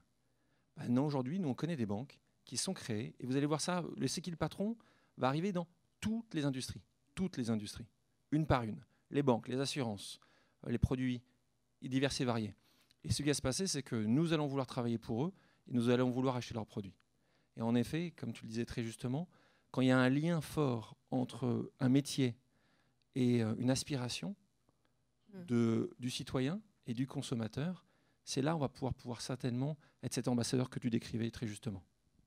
Merci Alexandre Mars. Alors Hélène, je sais que vous portez aussi d'autres convictions très fortes en matière de leadership, notamment sur le leadership féminin. Je vous ferai réagir tout à l'heure sur cette question, parce que cette question, Chiara Corazza, elle est absolument au cœur de votre mission. Vous dirigez le Women's Forum for the Economy and Society. Vous parlez, vous, d'empowerment féminin. En quoi, pour vous, Chiara, cet empowerment que l'on doit définir, on n'a d'ailleurs pas le terme français, pas trouvé encore le terme français pour ça. En quoi il est un levier de cette révolution que nous avons à mener, première question, et comment cet impact du leadership féminin peut-il se mesurer? Je crois que vous avez des chiffres, on a des chiffres maintenant qui l'expliquent et qui le traduisent. Merci beaucoup, Vanessa. Bonjour à toutes et à tous. Je voudrais d'abord, comme a fait la ministre qui s'est réjouie qu'il y avait beaucoup de jeunes, moi je voudrais me réjouir qu'il y a aussi beaucoup de femmes dans la salle, parce qu'il est évident qu'on ne peut pas parler de nouveaux leaders, des révolutions, des visions appliquées, qui sont les grands thèmes de cette introduction ce matin, sans inclure, associer, prendre en compte la valeur ajoutée qui porte la moitié de la planète. C'est inimaginable. En plus, d'après tout ce que j'entends, quand on parle d'inclusion, quand on parle de solidarité, quand on parle de working for purpose, quand on parle de voter avec sa poche, ce sont les femmes les premières. Nous avons fait une enquête auprès de nos Rising Talent, qui sont des jeunes de 30 à 40 ans dans le monde entier. On a fait une enquête, quelle était la motivation de leur carrière. Vous savez quel est le résultat? 71% ont dit, l'objectif de ma carrière est d'avoir un impact social utile. 71%. C'est pas mal. Alors, je reviens à ce que fait en 2 minutes le Women's Forum pour expliquer qu'est-ce qui est pour moi l'empowerment et qu'est-ce qui est pour moi le leadership au féminin. Tout d'abord, le Women's Forum est un véhicule, une plateforme, une institution extrêmement puissante pour porter la voix des femmes, leurs ambitions, mais surtout la valeur ajoutée et créer un monde plus inclusif et plus juste. Nous nous sommes rendus compte, vous connaissez tous les chiffres, que n'est pas utilisé les ressources, n'est pas utilisé les talents, n'est pas utilisé les compétences, la différenciation qu'apportent les femmes est juste un grand gaspillage. Les études de McKinsey, par exemple, nous démontrent qu'avec plus d'égalité, je dis plus d'égalité, pas l'égalité complète, d'ici à 2025, c'est-à-dire dans 6 ans, on peut créer 240 millions d'emplois dans le monde. Pas que pour les femmes et pour les hommes. On peut créer 28 trilliards de dollars de valeur ajoutée. C'est pas parce que c'est plus juste, c'est pas parce que c'est ce qu'il faut faire. C'est juste des composantes économiques dont on ne peut pas se priver. Et ça, c'est démontré partout dans toutes ces études. Par contre, il est démontré, il y a... pardon, Vanessa, je réponds un peu différemment de ce qu'on avait prévu. Mais parce que vous êtes tout à fait libre, je m'adapterai, vous inquiétez pas. Il y a 2 semaines, j'ai eu la chance, nous avons organisé avec la Grande-Duchesse à Luxembourg une grande manifestation. Nous avions 3 prix Nobel, dont le professeur Yunus, et j'ai eu la chance de pouvoir m'entretenir longuement avec lui. Depuis 20 ans, c'est les femmes qui sont les bénéficiaires. Pas parce qu'elles étaient meilleures ou pires, tout simplement parce que dans le système de microcrédit, on a vu qu'elles investissaient de façon à vraiment développer ce qui était nécessaire pour les familles, vraiment utiliser l'argent de la façon la plus constructive. Et je vous parle des villages dans le Bangladesh, dans le Pakistan, donc pas des gens qui avaient fait des grandes études macroéconomiques ou de finances. C'est une tendance qu'on voit aussi au niveau international. Quand les femmes investissent, ce n'est pas la ministre qui me contredira, elles investissent pour les infrastructures, elles investissent pour la santé, elles investissent pour l'éducation, bien entendu. C'est-à-dire elles ont tendance, et ça c'est prouvé partout, que ce soit chef d'État, que ce soit, ont tendance à chercher quelque chose qui soit du bien commun. Et donc, pourquoi se priver des gens qui ont tendance à le faire, etc. Alors, nous, par exemple, je voulais revenir sur ce que disait Alexandre, qui en fait a juste oublié le mot femme, mais tout ce qu'il disait, il y avait un fil rouge, que c'est quand même, quelque part, les femmes. J'ai pas non plus utilisé le mot homme, hein, tu t'as remarqué. Bien sûr. C'est bien c'est que j'aime bien, parce que je voudrais vraiment insister sur le fait que nous, au Women's Forum, on n'est absolument pas dans une logique de les femmes doivent prendre la place des hommes, les femmes doivent revendiquer ici, les femmes doivent... On est dans une logique, et c'est ça l'empowerment, que chacun prend la place qu'elle mérite, les hommes et les femmes ensemble. L'idée est vraiment de construire ensemble un monde meilleur. Et moi, j'aime beaucoup quelque chose qui m'a donné comme idée une de mes amies de Singapour, c'est que maintenant, l'histoire a été, pardon de le dire en anglais, mais malheureusement en français, ça ne marche pas. Jusqu'à maintenant, on a écrit history, son histoire. Maintenant, on va écrire her story and history ensemble. Et je trouve que c'est une très belle idée du fait qu'on, voilà, en ensemble. Alors, vous parliez de chiffres, par exemple. Vous savez bien que la force de travail des femmes, nous sommes un peu plus 52% de forces vives, dont un quart des femmes, vous savez, Alexandre, qui travaillent dans les champs, dans les fermes, c'est elles qui sont encore agricoles. Bon, combien elles produisent? Moins de 34%. Pourquoi? Parce qu'elles ne contribuent pas à leur juste valeur à créer la richesse dont le monde a besoin. Et pour la petite histoire, il y a encore 37% de différence de salaire entre hommes et femmes et 34% de femmes qui ne sont pas payées du tout, qui continuent à travailler, peut-être aussi dans les champs, sans percevoir un salaire. Donc là, c'est une question de réparer des injustices, mais une fois de plus, aussi de construire plus de richesses. Et je voulais revenir aux chiffres dans les métiers qui sont les métiers qui changent le monde. C'est-à-dire, si on veut être là où on peut vraiment apporter une contribution et innover et trouver des solutions, c'est derrière les algorithmes et l'intelligence artificielle, c'est dans les métiers scientifiques pour inventer les vaccins ou aller sur la Lune. Et là, les chiffres sont vraiment préoccupants parce qu'elles n'avancent pas. On a moins de 28% de femmes dans le monde qui sont dans les métiers scientifiques. Ce qui fait que vous avez, par exemple, 90% d'hommes derrière les algorithmes qui sont des ingénieurs formidables, rien contre. Sauf que voient tous de la même façon, ça manque de diversité, ça manque de différenciation et qui nous construit un monde qui est juste dangereux. Moi, je rappelle toujours l'exemple qui me fait peur. Je suis administrateur à la RATP. On a cherché des solutions pour reconnaissance faciale. Eh bien, vous savez, les hommes, 99%. Les femmes, dark face, à peau noire, moins de 30%.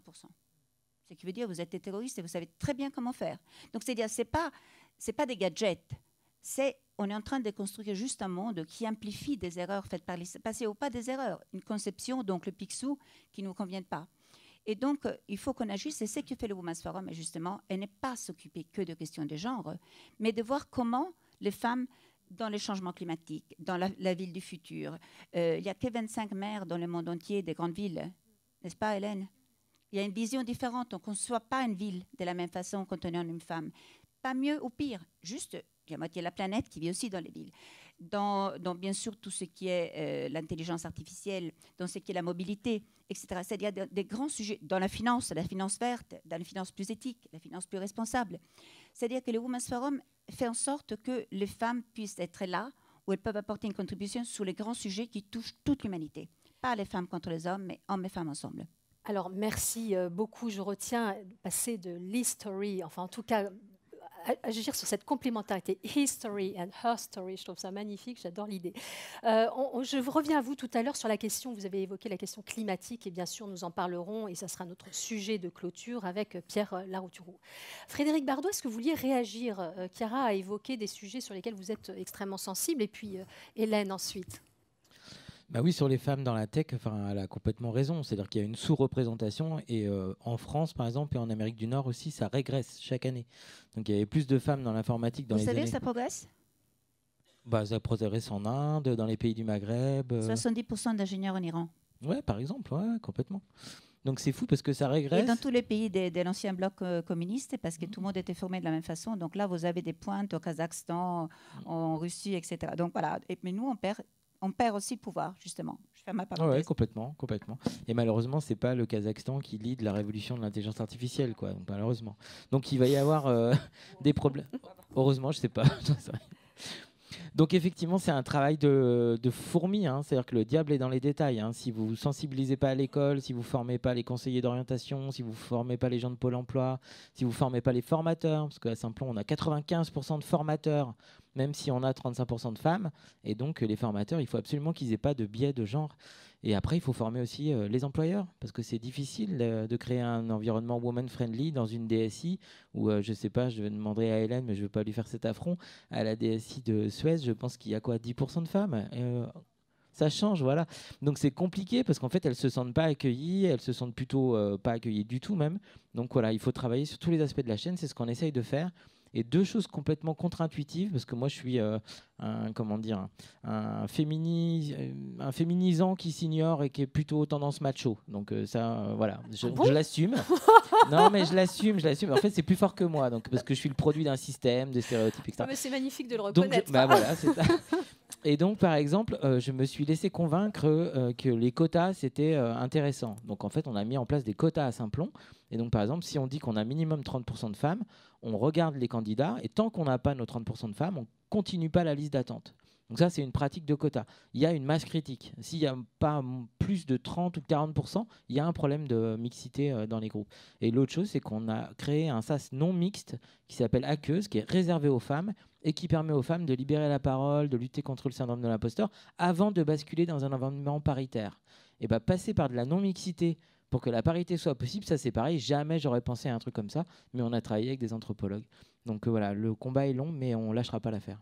Merci Frédéric. Hélène. Oui, juste quelques mots pour réagir à ce que vous disiez sur la vision des grands enjeux qui est très masculine. Un chiffre qui le montre ici de manière exemplaire à Paris, 98% des noms des rues et des statues sont masculins. Vous voyez ce que ça donne à voir comme représentation mentale de l'espace public. Donc c'est extrêmement intéressant de rééquilibrer les choses et c'est un enjeu immense. Deuxième remarque, sur la problématique de l'environnement, absolument incroyable que de mettre en avant ce déséquilibre entre, d'une part, les femmes qui sont les premières victimes du réchauffement climatique dans le monde, que ce soit via les catastrophes naturelles ou via les conséquences en tant que telles, notamment sur l'eau. Ce sont elles qui vont chercher l'eau au puits. Pendant ce temps-là, elles ne travaillent pas.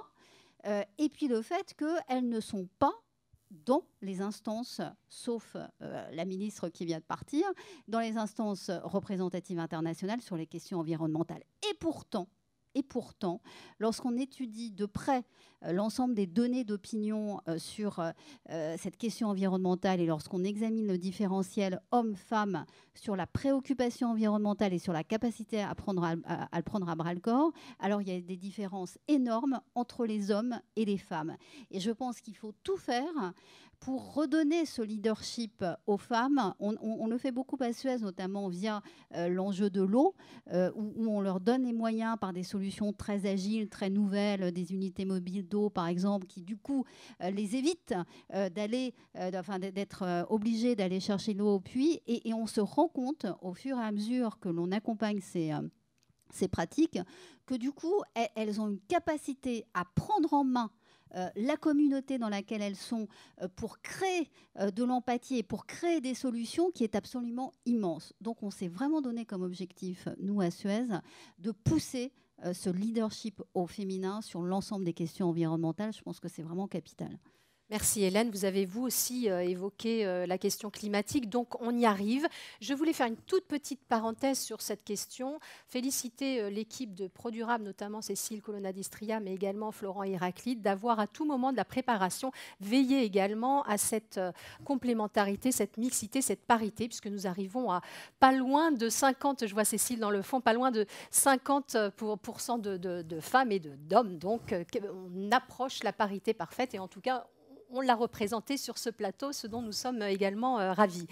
Alors, merci beaucoup. Chiara, je reviens à vous et vous allez sans doute entamer un échange avec Pierre Larouturou, puisque la mission que vous menez n'est pas une finalité en soi. C'est-à-dire que le leadership des femmes n'est pas une finalité en soi, mais il se met au service d'un certain nombre de causes et en premier lieu la lutte contre le changement climatique, sur laquelle vous êtes de plus en plus active. Alors moi, je me sens un peu embarrassée parce que j'ai l'impression que nous les femmes, on est en train de monopoliser la parole. Mais c'est très bien, c'est très bien. Vous inquiétez pas pour Pierre, il prendra sa revanche. C'est vrai que je voudrais partager quelque chose que nous faisons, parce que vous avez tout à l'heure parlé de vision qu'on doit appliquer dans l'action, et c'est ce qu'on fait au Women's Forum. C'est-à-dire, vous connaissez le Women's Forum, ça fait plus de 15 ans que ça existe, et depuis 2 ans, on a décidé qu'il y avait urgence d'agir, comme je vous disais, dans un sujet. Et comme rappelait très justement Hélène, c'est lui qui nous préoccupe peut-être le plus, sur lequel on est le plus engagé, c'est le changement climatique. Et ce n'est pas une lubie, c'est parce que les femmes meurent 14 fois plus que les hommes. C'est prouvé. Il y a toutes les statistiques des conséquences du changement climatique. 80% des réfugiés dus au changement climatique sont des femmes. Hélène a raconté très justement que ce sont les femmes qui transportent 15, 20, 30 kilos de litres d'eau et vont chercher l'eau. Et bien entendu, le long de la route risque d'être agressées, ce qui c'est la double peine, en fait, donc, etc., etc. Et on a vu que, donc, d'un côté, les femmes sont les plus affectées du changement climatique, mais c'est aussi celles, souvent, qui sont les plus responsables, parce que c'est bien entendu elles qui cuisinent, elles qui chauffent, etc., etc. Donc, l'usage du charbon dont on parlait tout à l'heure, ou la déforestation, etc., elles sont souvent à la fois le problème et la solution, si je dois... Et donc, on a monté un groupe de travail. Nous avons, alors tout à l'heure, je ne sais pas qui parlait de oser. Nous, au Women's Forum, on ose, on crée des daring circles, c'est-à-dire que nos groupes de travail sont des groupes qui osent chercher des solutions innovantes qui n'ont jamais été faites avant. On part de ce qui existe, on ne réinvente rien. D'ailleurs, les bonnes volontés sont autour de la table, dans le sens noble du terme, des experts, des ONG, l'OCDE, le Fonds monétaire, la Banque mondiale, l'ONU, etc., etc., et des grands groupes. Alors, ce groupe, par exemple, sur le changement climatique, est piloté par BNP, Suivez mon regard, et par la Fondation L'Oréal. Donc, d'un côté, le terrain, c'est-à-dire comment aider concrètement les femmes sur le terrain, de l'autre côté, comment flécher de façon plus green, plus responsables les investissements et aussi les produits financiers qu'on peut offrir au public, plus fléchés sur le green. Mon rêve, c'est un jour qu'on fasse green femmes ensemble. Mais je ne sais pas si le modèle économique fonctionne. Mais ça, c'est quelque chose que j'aimerais beaucoup lancer. Alors, qu'est-ce qu'on a fait? Donc, on a regardé sur le terrain... Alors, en 3 minutes. D'abord, moi, je suis d'accord que les États ne sont pas les seuls responsables. Donc, on a décidé de faire 3 chartes. Une, ce que vous, moi, vous... faisons au quotidien. C'est-à-dire, ce n'est pas la peine de demander aux autres si on n'est pas capable de s'engager nous-mêmes. Quel est notre impact carbone? Quelle est notre consommation zéro? Etc., etc. Donc, qu'est-ce que nous, citoyens, faisons? 2, qu'est-ce qu'ils doivent faire et qu'est-ce qu'ils font les grands groupes qui s'impliquent avec nous et qui signent leur charte? Et 3, qu'est-ce qu'on demande au gouvernement? Donc, on va se retrouver à Kyoto, juste 22 ans après les accords de Kyoto, dans un beau temple de l'UNESCO, la veille du G20, et on va porter nos chartes au chef d'État, en fait, au Premier ministre Abe et au chef d'État et du gouvernement. Et je veux savoir si nous n'écouterons pas, parce que ça va être des propositions très fortes et surtout des projets qu'on a trouvés sur le terrain et qu'on peut, comme on dit en français, scale up, qu'on peut reproduire, dupliquer et appliquer notamment dans les pays comme l'Afrique et l'Asie, etc. Donc, c'est dit concret, porté par des femmes. Et voilà. Merci. Et toutes les bonnes volontés sont les bienvenues. Merci beaucoup, Chiara, et bravo pour le travail que vous menez depuis longtemps et qui porte ses fruits, on le voit dans l'évolution. Alors nous avons la chance de vous avoir avec nous, Pierre Larouturou. Vous vous occupez aujourd'hui, depuis quelque temps, l'actualité avec votre pacte finance-climat. Le changement climatique, on le sait tous ici, est peut-être l'un des plus grands défis qui est posé à l'humanité. Il y a une urgence absolue, on le sait, qui a été rappelée par le GIEC, qui se traduit en chiffres extrêmement alarmants. Nous avons besoin de mener à très grande échelle la transition énergétique et nous en sommes loin. Hier paraissait dans la presse l'information que nous avons encore augmenté de 1,7% nos émissions de CO2 au niveau mondial en 2018. Il y a donc un véritable problème. Le mot d'ordre que vous avez lancé pour y répondre, c'est le projet de Banque européenne pour le climat et ce mot d'ordre, 1 000 milliards d'euros pour la transition énergétique que vous avez lancé avec Jean Jouzel. Est-ce que nous allons y arriver? Est-ce que nous allons parvenir à mobiliser cette somme? Comment? Est-ce qu'il y a des pistes? Et est-ce qu'on peut, par ce moyen, enfin affirmer aussi un leadership, en tout cas, un leadership européen aussi, parce que c'est de ça dont il est question. Merci Vanessa, merci. Je trouve que le début de la matinée est passionnant, mais je suis là d'abord pendant 1 minute pour casser l'ambiance. A priori, c'est foutu. A priori, je reprendrai les mots du président Macron au début du One Planet Summit en décembre, il y a 15 mois. Et ses premiers mots, c'est « on est en train de perdre la bataille, on le sait ». Et effectivement, c'est quelque chose de choquant du point de vue intellectuel, du point de vue philosophique, du point de vue spirituel. On sait qu'on va vers le chaos et on n'est pas capable de réagir. Alors, ce qui est terrifiant, c'est quand on vous écoute les uns et les autres, on voit qu'il y a plein de choses géniales qui bougent. Et c'est ça qui permet de garder de l'espoir. Non, mais franchement, ça fait du bien de vous entendre et de savoir que derrière vos paroles, c'est des choses qui bougent réellement. Mais on n'est pas du tout à la hauteur de la crise. Je ne sais pas si on peut lancer. Voilà. Donc, si vous êtes là aujourd'hui, si vous avez conscience de la gravité de la situation, ça, c'est une courbe donnée par les assurances. Avant de dire comment financer une accélération de la transition, comment on pourrait changer complètement de braquet, dire déjà ce que ça nous coûte de ne pas faire grand-chose. Ça, c'est les sociétés d'assurance qui disent depuis 30 ans, vous pourrez tous avoir le PowerPoint, ne vous inquiétez pas. Il y a déjà le nombre de catastrophes climatiques liées au changement climatique qui ont des conséquences financières a déjà été multiplié par 2,5. Et ça sous-estime la gravité des choses qui se passent dans les pays du Sud. Plus de 900 morts au Mozambique depuis 1 mois. C'est des gens qui sont très très peu assurés. Donc aux yeux des sociétés d'assurance, ça n'est pas très grave. Je schématise hélas à peine. Et 2 millions de gens dont la maison est emportée par les eaux. Donc il n'y a aucun doute hélas sur la gravité du problème et sur le fait qu'il y a une énorme injustice. C'est d'abord dans les pays du Sud, ce qu'avait dit Jean-Pierre Raffarin en 2003, il y a une responsabilité commune mais différenciée. Vous avez insisté sur le fait que c'est souvent des femmes qui sont les premières victimes. En Europe, pour le moment, on passe à travers les gouttes, alors que l'Europe, depuis 2 siècles, on est le numéro 1 en termes de responsabilité. C'est l'Europe, il ne s'agit pas de se fouetter, mais juste de voir la photographie. Nous sommes numéro 1 des émissions de CO2 et de méthane depuis 2 siècles, mais pour le moment, nous sommes plutôt épargnés.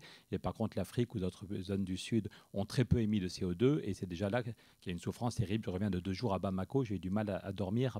Ils parlent du sida climatique. Le vrai sida, le VIH, a déjà fait des dizaines de milliers de morts, mais ils disent que le climat, si on ne fait rien, va changer. La sécheresse au Sahel, c'est la plus grave depuis 1600 ans, depuis qu'on est capable de remonter finement l'histoire du climat. On n'a jamais vu une telle sécheresse que la sécheresse que subit le Sahel, et on n'en parle pas beaucoup dans les pays du Nord. L'Europe, pour le moment, était plutôt épargnée, mais peut-être que c'est fini, et peut-être que paradoxalement, ça va nous pousser à bouger. Vous vous souvenez, il y a 2 ans, pour les Parisiens, on allait voir la Seine qui débordait, c'était rigolo, on faisait des photos de voir la Seine qui débordait, mais pour les agriculteurs, c'était beaucoup moins rigolo quand il y a ça d'eau dans les parcelles, le blé pourri, donc moins 30% sur la récolte de blé. heureusement que l'Ukraine, on a tous appris en cours de SVT qu'il y a 2 greniers qui nourrissent l'Europe, la Bosse et puis l'Ukraine. Heureusement que l'Ukraine a fait une très très belle récolte il y a 2 ans, parce que sinon on aurait tous des tickets de rationnement. On est tous habitués à Internet et aux tech, mais on clique et ça arrive, c'est magique, mais on est tous quand même des petits mammifères, on aime bien faire 2 ou 3 repas par jour. Et si l'Ukraine et la France étaient touchées la même année, soit par une inondation, soit par une canicule au mois de juin, et c'est pareil, la canicule au mois de juin, elle fait que le blé ne se remplit pas, eh bien on aurait des tickets de rationnement, et ça peut arriver l'année prochaine ou dans 2 ans. Les climatologues disent qu'il n'y a aucun doute sur le fait que ces événements climatiques extrêmes vont se multiplier et qu'ils sont bien liés au réchauffement.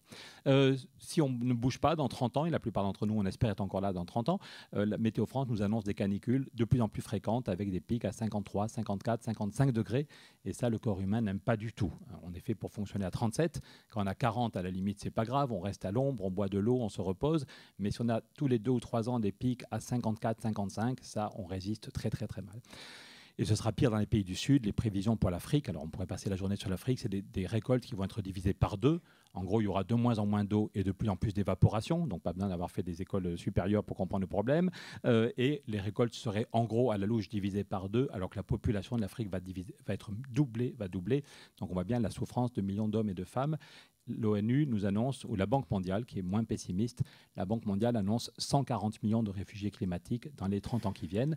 Donc on voit bien derrière ces chiffres des millions d'hommes et de femmes qui ils ont le choix entre mourir sur place ou bouger. Et l'Europe est vraiment concernée parce qu'on est les premiers émetteurs, parce qu'on est la zone économique la plus riche, et aussi que si l'Afrique se disloque, c'est sans doute vers l'Europe qu'ils iront quand la Banque mondiale annonce 90 millions d'hommes et de femmes qui devront quitter leur pays en Afrique pour trouver à vivre ailleurs. Sans doute, ils auront envie de traverser la petite flaque, la Méditerranée, comme on l'appelle en espagnol. Donc pour toutes ces raisons, il nous semble urgent que l'Europe agisse. C'est trop facile de critiquer Trump et Bolsonaro. J'étais à Katowice comme tout le monde, en avion, c'est ridicule, mais j'y étais en avion comme tout le monde. Mais on sait très bien, hélas, qu'avec Trump et Bolsonaro, il ne se passera rien au niveau international. Donc, est-ce que l'Europe, qui est la première puissance économique, enclenche le modèle et montre qu'on peut vivre très bien et créer massivement des emplois en agissant sur le climat? Et si l'Europe le fait, on propose un plan Marshall pour l'Europe et pour l'Afrique, on fait le pari que le Japon ou la Chine suivront dans l'année qui vient, parce qu'au Japon aussi, la question du climat monte de plus en plus et que les questions financières sont très semblables aux nôtres. Alors, si vous êtes là, c'est que vous connaissez le sujet. La question du CO2, vous venez de le dire, dans nos émissions, ça c'est la courbe du CO2 depuis 1957 aux États-Unis. Ça veut dire que tout le monde n'est pas comme Trump et que déjà dans les années 50, l'armée et les scientifiques pensaient qu'il y avait un gros problème qui venait avec le CO2 et que donc à 3000 mètres d'altitude, pour être loin de toutes les pollutions industrielles, on a mis en place un observatoire qui toutes les semaines, tous les mois, mesure le CO2 et c'est effectivement flippant de voir qu'on était en gros à 315 unités de CO2 et qu'on a passé maintenant les 411 ppm, il n'y a aucun doute. Ça, c'est la courbe depuis 1957. Et depuis 800 000 ans, elle est encore plus impressionnante. Je ne sais pas pourquoi le PowerPoint ne marche pas bien. Voilà l'évolution du CO2 depuis 800 000 ans. Tous les climato-sceptiques qui vous disent qu'il y a toujours eu des oscillations, c'est lié au fait qu'on tourne autour du Soleil. Voilà. Ils oublient de dire que depuis 800 000 ans, jamais le CO2 dans l'atmosphère n'avait dépassé les 300 unités, jamais. Et juste depuis 50 ans, on a complètement déréglé le système, puisque en 50 ans, on est passé de 300 unités à 411. Voilà. Donc la dernière fois, il y a toujours eu effectivement des périodes d'oscillation, mais les oscillations qui étaient dues uniquement au mouvement naturel des astres, ça allait 50 fois plus lentement. Le dernier réchauffement, il allait 50 fois plus lentement qu'aujourd'hui. On estime qu'il y avait seulement 25 millions d'hominidés, 25 millions de sapiens qui nous ressemblaient un peu. Donc ça allait très très très lentement, et il y avait beaucoup de terre pour accueillir les quelques millions de sapiens qu'ils cherchaient. Tandis que maintenant, à cause du CO2 et du méthane, le réchauffement va 50 fois plus vite et la Terre est pleine. Dès qu'il y a 2 millions de personnes qui traversent la Méditerranée, on a du mal à les accueillir de façon fraternelle. Donc la question, donc ça voilà, en dehors, il y a moins de 5% du réchauffement climatique qui vient de ces mouvements astronomiques, on va dire, et 95%, et c'est une bonne nouvelle, si nous sommes responsables de 95% du problème, ça veut dire qu'il n'y a aucune fatalité. C'est pas comme la fin des dinosaures, quand il y a un astéroïde qui arrive et tout est foutu en quelques minutes, et les pauvres dinosaures, même s'ils étaient plus intelligents, n'avaient aucun moyen de réagir, tandis que là, 95% du problème vient de nos modes de vie, donc c'est plutôt une bonne nouvelle, ça veut dire qu'on veut agir. Donc, et pourquoi vous sentez un peu de stress dans ma voix ou dans la voix de tous les climatologues, c'est que le problème est en train de s'aggraver. malgré tous les rapports du GIEC, malgré tous les sommets, Kyoto, la COP, voilà, cette courbe est vraiment flippante. On l'a eu il y a une semaine. C'est donc l'évolution du CO2 dans l'atmosphère mesurée de façon très précise. Quand on a commencé à le mesurer dans les années 60, pendant la première décennie, ça a augmenté de 0,8 unités. Le CO2 a augmenté de 0,8 unités chaque année. Et là, depuis un an, on est sur un rythme de 3,4 unités. C'est-à-dire que ça augmente 4 fois plus vite. Ce n'est pas que ça se calme, ce n'est pas qu'on va bientôt inverser la courbe ou stabiliser le truc. Malgré toutes nos déclarations, malgré tout ce que vous faites les uns et les autres et qui est génial au niveau local, et ça compte et ça permet de garder le moral, le problème est en train de s'accélérer 4 fois parce que on émet de plus en plus, tous, chacun de nous, émet beaucoup trop. Dans tous nos pays, les émissions continuent à augmenter. Et puis la planète qui était bonne fille, il y avait un effet tampon, c'est-à-dire entre nos émissions et ce qui allait rester dans l'atmosphère, la planète en absorbait beaucoup par ses forêts et par ses océans. Et comme on fout en l'air et nos océans et nos forêts, l'effet tampon est de plus en plus faible. Donc on continue à émettre plus et la part qui va rester et qui va avoir un effet réchauffant est de plus en plus importante. Donc oui, il faut changer complètement de braquet. Les 2 derniers rapports de l'ONU sont violent, c'est-à-dire en général les trucs de l'ONU, c'est ce que vous lisez le soir pour aider à dormir avec la tisane, et là les gens de l'ONU se sont lâchés et disent qu'il y a un écart catastrophique entre les engagements des États et ce qu'il faudrait faire. Voilà. C'est-à-dire que et c'est dommage que, et j'apprécie le dialogue à chaque fois avec Brune Poisson, mais encore l'autre jour, j'étais à Matignon et je pense qu'aucun de nos dirigeants n'a réellement, je ne juge pas les personnes, mais aucun de nos dirigeants n'a compris la gravité. J'étais à Matignon l'autre jour et quelqu'un me disait, mais attends Pierre, arrête, Nicolas Hulot est ingérable, on fait quand même mieux que l'Allemagne, on est proche de nos engagements. Et je dis à cet ami qui était, non, mais même on n'est pas du tout proche de nos engagements. Premièrement, non, nous ne sommes pas tenir nos engagements. Et ce que nous dit l'ONU, c'est que même si on tenait nos engagements, on ferait fausse route. Tous les engagements de tous les États qui ont été mis en annexe de la COP 21, l'ONU nous dit que même si on tenait ces engagements, on irait vers un réchauffement de 3, 3,2 ou 3,5 qui aura des conséquences absolument catastrophiques avec une violence. Ce n'est pas pour rien si le GIEC a eu le prix Nobel de la paix, c'est bien la paix et la prospérité et la guerre qui sont en jeu. Et donc l'ONU nous exhorte à changer complètement nos lunettes, à changer complètement de braquet, en disant que si on va avoir une chance de limiter à 2 degrés, plus personne ne croit à un scénario à 1,5, on n'est pas là pour rigoler, mais si on va avoir une chance de limiter à 2 degrés le réchauffement et de le stabiliser, ce qui peut être, il y aura de la souffrance, il y aura des millions de gens qui vont souffrir, mais ça peut être gérable sans conflit, et si on y met de l'intelligence et de la fraternité, mais qu'il faut casser la courbe de nos émissions, qu'il faut diviser par 2 déjà nos émissions d'ici 2030. Voilà, l'objectif, ce n'est pas 2050, c'est trop facile de se donner des objectifs qui rassurent en 2050.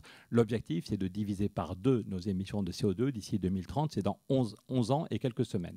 Donc ça veut dire qu'il faut schématiquement, donc, pour arriver après ça à 0 émission en 2050, c'est 2 chiffres faciles à retenir. Si on veut le 0 émission, il faut que 100% de nos logements soient isolés, que 100% de nos bureaux, que 100% de la chaîne alimentaire, 100% des transports soient revus. Alors certains ont la trouille en disant c'est énorme, mais il faut leur dire, les amis, rassurez-vous, on ne vous demande pas aux 3 qui sont au sommet de décider de tout, on sera des millions à se retrousser les manches, on est des millions déjà à bouger, c'est comme les morceaux d'un puzzle, si on nous donne les moyens d'accélérer, on peut gagner la bataille. Et l'histoire de nos pays montre, dans chaque de nos pays, et vous pourriez donner des exemples sur d'autres continents, qu'on a déjà réussi ce genre de chantier qui paraissait monstrueux. Quand Jules Ferry décide de faire l'école pour tous, il y en a qui pensent qu'il est fou, que le pays, c'est une idée généreuse, mais on verra dans 30 ans, le pays n'est pas assez riche pour faire ses écoles. Mais en 20 ans, on fait des écoles dans tous les villages de France, on fait l'école des garçons, l'école des filles, la maison des maîtres, on forme des milliers d'instituteurs. Et en 20 ans, bien sûr, on s'engueule un peu, bien sûr, le maire et l'architecte ne sont pas tout à fait d'accord, mais en 20 ans, on a réussi à réussir ce pari. Quand Kennedy dit on va aller sur la Lune, j'ai fini dans 3 minutes. Quand Kennedy dit on va aller sur la Lune... Un petit peu moins, Pierre, il faut conclure. Il y en a qui pensent qu'il les fera pas dingue, mais en 7 ans, on est allé sur la Lune, on a créé 400 000 emplois. Donc la question est de savoir comment on finance. Je n'ai pas le temps de... Voilà, le problème est le même dans tous les pays. En Allemagne, les ministres s'engueulent, ils ne savent pas comment financer. C'est pareil aux Pays-Bas. Globalement, pour l'ensemble de l'Europe, la Cour des comptes dit qu'il faut 1100 milliards chaque année. La Cour des comptes européenne, c'est des gens sérieux, dit que si on veut gagner la bataille, financement privé et public ensemble, il faut chaque année 1100 milliards. Ça paraît énorme. Et 1100 milliards, c'était notre slogan avec Michel Rocard, avec Stéphane Hessel. On disait, en 2008, pour sauver les banques, on a mis 1000 milliards. Il faudrait faire pareil pour sauver le climat. Certains nous disaient que c'était impossible. Mais fin 2014, il y a un tabou qui est tombé. La Banque centrale annonce qu'elle va créer 1000 milliards. Quand on était petit, on appelait ça la planche à billets. Maintenant, on appelle ça le quantitative easing, mais c'est la même chose. La BCE a le droit de créer de l'argent. Et en plus du quantitative easing de routine, c'est 1000 milliards qu'elle a créé, la BCE fait parfois des TLTRO. Vous voyez, le journal Les Échos, en mars, il y a 2 ans, nous expliquait que la BCE avait créé en une journée 233 milliards qu'elle donne aux banques à taux négatif. Je vous rappelle que Nicolas Hulot a démissionné en disant « je n'ai pas les moyens, je voulais 7 milliards chaque année ». Nicolas voulait 7 milliards pour isoler les bâtiments ou 5 milliards pour un plan hydrogène. On lui a dit qu'il n'y avait pas l'argent, mais juste en faisant le total avec des gens dont c'est la spécialité, en faisant le total de tous les TLTRO et de tout le quantitative easing, on peut montrer qu'il y a eu 2600 milliards qui ont été créés par la banque en moins de 3 ans, dont 89% qui est allé à la spéculation et seulement 11% qui est allé dans l'économie réelle. Donc ce qu'on propose, je vois que j'ai dépassé mon temps de parole, c'est de dire qu'on arrête cette création monétaire qui va pour l'essentiel préparer une prochaine crise financière, parce qu'il n'y a aucun doute maintenant que Christine Lagarde nous dit tous les mois, qu'on va vers une crise bien plus grave qu'en 2008. Donc il faut vraiment qu'on soit stupide pour accepter et la crise financière et le chaos climatique. Et on propose que cette création monétaire soit mise au service du climat. Quand le mur de Berlin est tombé, il a suffi de 6 mois pour que Helmut Kohl et François Mitterrand créent un outil pour financer la transition de la Pologne, de la Tchécoslovaquie, la BIRD. Et donc on propose qu'il y ait une banque du climat et qu'il y ait un budget climat pour avoir un vrai plan Marshall pour l'Afrique et avoir des subventions qui permettraient de rendre obligatoire. En gros, on va pouvoir diviser par 2 la facture pour les entreprises et pour les particuliers et dire que dans 20 ans, tous les bâtiments doivent être isolés. Désolé si je suis trop long, vous aurez plus d'informations sur le site. Mais non, Merci. bien évidemment, le sujet, c'était un défi colossal que de vouloir l'aborder en 8 minutes. Je vais vous proposer qu'on prolonge cette conversation et qu'on conclue cette conversation sur un dernier sujet que nous ne pouvions évidemment pas éluder, et c'est là-dessus que nous allons terminer. C'est la question du leadership, évidemment, pose celle du leadership du citoyen qui a pris une nouvelle dimension depuis quelque temps à travers les grandes marches, à travers l'appel de Greta Thunberg, à travers l'affaire du siècle, pétition qui a battu le record avec 2 millions de signatures. Alors, est-ce qu'on peut espérer un aboutissement de cette force démocratique finalement? Est-ce que vous avez envie de réagir les uns les autres? Alors Pierre, par rapport à la question climatique, on voit à quel point c'est le sujet qui a mobilisé les citoyens. Est-ce qu'on peut terminer là-dessus en 30 secondes? Quelle est votre réception? C'est ce qui me rend optimiste. J'ai vu en fin janvier en Belgique la plus grande manifestation jamais vue, même quand tous les syndicats étaient dans la rue contre la réforme des retraites, ils n'avaient jamais vu autant de monde. Et là, c'était juste 5 citoyens qui avaient dit que tous les mois, on allait marcher. Et il faisait 5 degrés, il pleuvait, et on était presque 100 000 dans la rue d'après la police. Et des gens qui étaient habitués de toutes les manifs et des gens qui n'avaient jamais fait de manif dans leur vie et qui étaient heureux d'être là. Et du coup, dans les semaines qui suivent, tous les partis politiques belges, j'ai été reçu discrètement par le Premier ministre belge il y a quelques jours, tous les partis politiques se disent « mince, il se passe quelque chose » et ils sont en train de se mettre à réfléchir. C'est vraiment mon espoir. Moi, j'ai fini mes études il y a 30 ans et le meilleur spécialiste de l'Allemagne en avril 89 nous expliquait que le mur de Berlin serait encore là pendant 50 ans. Voilà. Et effectivement, si on avait attendu les grands chefs, le mur de Berlin, les grands diplomates, le mur de Berlin, c'était comme ça. Voilà. Et en quelques semaines, des citoyens se sont mis en mouvement et sans une goutte de sang, sans un gramme de violence, le mur de Berlin est tombé. Et je pense qu'aujourd'hui, il ne s'agit pas, encore une fois, j'adore la phrase de Václav Havel, le rôle du citoyen n'est pas de juger les politiques, mais de dire la vérité et de se mettre en mouvement. Et je pense qu'aujourd'hui, manifestement, on a été reçu 8 fois à l'Élysée, on a été reçu en Allemagne, on a été reçu 2 fois par l'équipe de Pedro Sanchez. Manifestement, pour des raisons troublantes, nos dirigeants ne sont pas capables de faire naître une nouvelle société. Et donc je pense que c'est à nous, dans la diversité de nos parcours, je pense que c'est à nous, de façon fraternelle, non violente, mais avec beaucoup de fermeté et d'intelligence, de les obliger à bouger. Et je pense que les mois et le petit nombre d'années qui viennent sont vraiment fondamentaux. Si on a une crise financière qui explose, on peut avoir une flambée du chômage, des populismes, et la question du climat, de la biodiversité seront retardées à trop tard. Donc vraiment, il faut vraiment que chacun de nous se dise je dois agir. Je ne peux pas juste me dire que les autres ne sont pas bons ou que je suis tétanisé. Si chacun reste chez soi ou chez elle, il y a de quoi être tétanisé. Chacun de nous se sent totalement dépourvu vu l'immensité des enjeux. Mais de façon collective, je pense qu'on peut faire bouger les choses. Merci beaucoup, Pierre. Eh bien, nous allons conclure. Et peut-être, alors, je vous confirme que si on avait un petit espoir, quand même, vous nous l'avez un petit peu enlevé avec les chiffres. Non, on est tous d'accord. Je crois que ça peut bouger. Je crois que ça peut bouger au Parlement européen. On est justement dans une situation d'effondrement. Et je crois le plus probable, c'est que ça va très mal finir. La crise de 29, elle a fini par la barbarie. Ce qui se passe en Asie, ça peut très très mal finir. Mais je pense vraiment, comme on est des millions à se réveiller la nuit, qu'on peut obliger nos dirigeants à bouger. Merci. Frédéric Bardot, eh bien, je vous laisse le mot de la fin avec un petit clin d'œil peut-être un peu plus léger que ces chiffres, mais on a tous... Alors, je ne fais pas de publicité pour DC Comics ou Marvel, etc. Mais c'est vrai que cette affiche-là, si vous avez vu le film ou si vos enfants l'ont vu, c'est face à un péril qui est plus grand que tous les super-héros et que toute l'humanité. En fait, les super-héros sont obligés de s'allier pour lutter ensemble contre un péril qui nous dépasse, qui est un petit peu le cas en ce moment. Et donc, on ne peut pas sauver le monde tout seul. Et effectivement, ce n'est pas Simplon qui va sauver le monde, ce n'est pas Alexandre Mars, ce n'est pas Pierre Laroutourou. C'est si on se met tous ensemble et qu'on agit tous de concert, là, il y a des choses qui peuvent changer. Et donc, c'est vrai des citoyens dans la rue, mais c'est vrai aussi des entrepreneurs, des politiques, des entreprises. Et donc, je finis là-dessus parce que c'est un beau message d'espoir. Et avec un tout petit scoop, si tu me permets, Vanessa, je pense que Simplon fait des choses avec le numérique, mais je pense que ce qu'on fait avec le numérique, on pourrait le faire avec les métiers de la transition écologique et énergétique. Oui. Et peut-être que c'est ce qu'on va faire. Donc, ceux qui voudraient nous suivre là-dessus, c'est un scoop. Mais je crois qu'il y avait des discussions vont être à prolonger. Merci beaucoup pour la qualité de vos témoignages. Merci infiniment. Merci à vous pour votre écoute active. Malheureusement, les timings ne nous ont pas laissé la possibilité de dialoguer, mais c'est ce que vous allez faire pendant tous ces 2 jours.